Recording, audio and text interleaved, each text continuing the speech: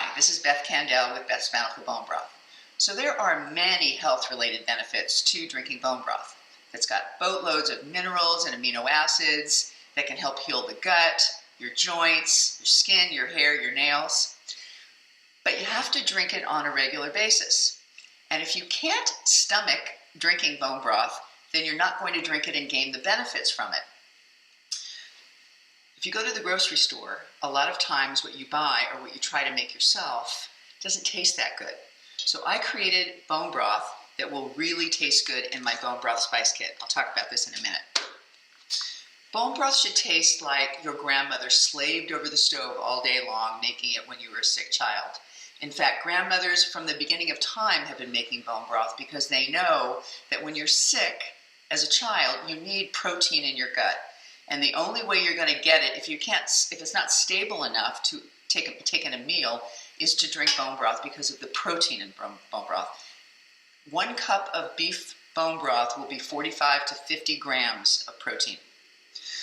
So let's talk about how you make it. You can either use a stock pot and cook it for 24 hours over the stove, like your grandmother did, or you can use an Instapot, which will be 7 hours.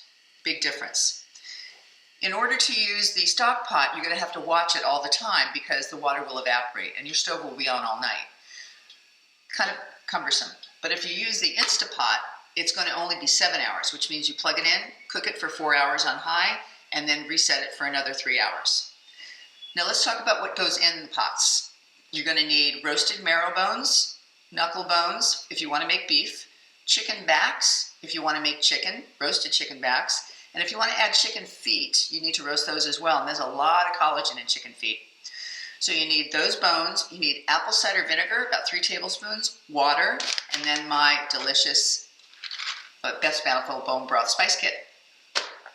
And that's it. You strain it, you take all of those goodies out, and then you bottle it and put it in your freezer. And that way you'll have delicious bone broth to make soups, casseroles, whatever you like.